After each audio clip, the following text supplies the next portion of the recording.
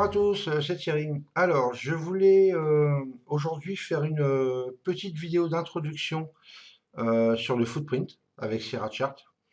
Donc, on va voir comment on met un graphique en footprint dans cette plateforme.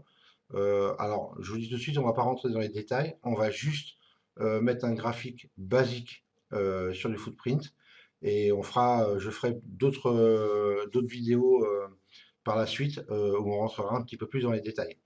Mais là, c'est juste pour ceux qui veulent s'intéresser un peu au footprint et voir un peu à quoi ça ressemble, et ben être capable de construire un graphique en footprint et de pouvoir commencer à l'étudier.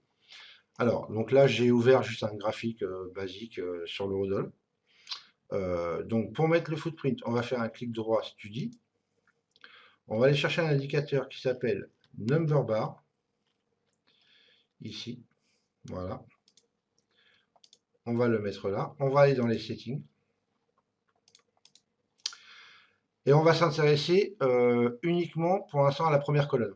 Parce que, bon, avant, il n'y en avait qu'une, maintenant, ils en ont rajouté plusieurs. Il y a plein d'options que je vous laisserai éventuellement regarder par vous-même. Pour l'instant, on va s'intéresser sur la première, et je vous dis en forme tout à fait basique, hein. Donc, la première colonne, on va le mettre. Donc là, c'est la différence donc, entre le ASC et le bid. Moi, je ne vais pas mettre ça. On va mettre un graphique, euh, voilà, avec des contrats au bid et à l'ASC, normal. On va le laisser en full background, parce qu'après, vous pouvez éventuellement le mettre. Vous avez tous ces choix-là. Donc, je vous laisserai éventuellement regarder ce qui vous intéresse le plus. Là, on va le mettre, je vous dis, en juste normal, quoi. Ensuite, donc là, on s'en occupe pas. Ici, on s'en occupe pas. Le séparateur, on va mettre plutôt une croix. L'open and close, on va laisser donc les flèches, hein. Vous pouvez mettre une barre, vous pouvez mettre rien du tout. Donc voilà, pour l'instant, moi je laisse les flèches. Euh, et c'est tout.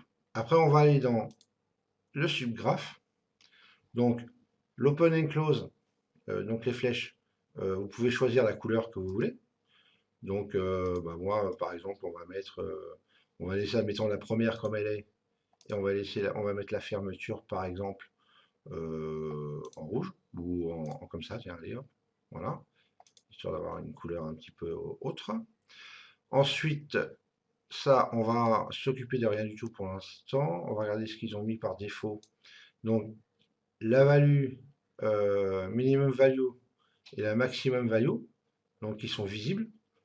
Moi, je vais, hop, ça, je vais les cacher parce que j'en ai pas besoin. Par contre, ce que je vais mettre, c'est le point de contrôle, le point of control, donc hein, la zone de prix qui a été la plus travaillée. Donc là, que je vais mettre sur visible et je vais lui mettre une couleur, je sais pas, comme ça, par exemple, hein, un peu comme le market profile ou le volume profile. Euh, voilà, et je pense que c'est tout pour démarrer. Et on va faire OK, on va appliquer. Voilà. Donc là, vous avez un graphique en footprint dans sa forme la plus basique, hein, mais qui vous permet déjà éventuellement de vous y intéresser un peu. On peut le réduire un peu.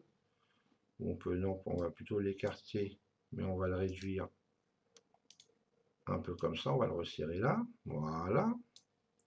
Donc là, je suis sur un graphique en 5 minutes.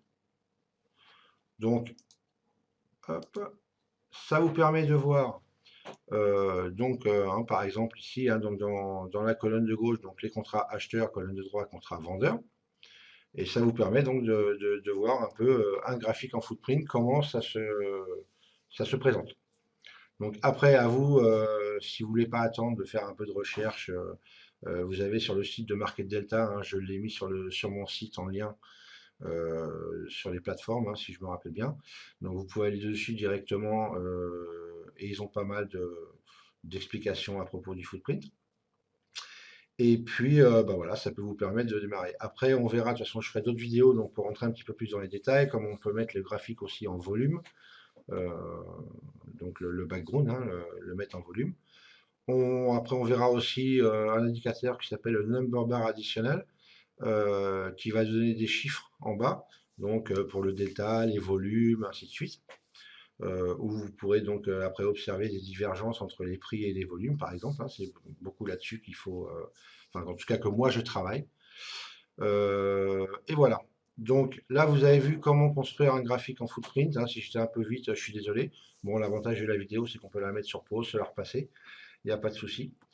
Et après, je vous laisse explorer d'autres options, d'autres couleurs. À vous de faire un peu comme bon vous semble. Voilà les amis, alors je vous souhaite une bonne journée de trading. Et puis, bon footprint si vous vous y mettez. Et puis, je vous dis à bientôt. Bye bye.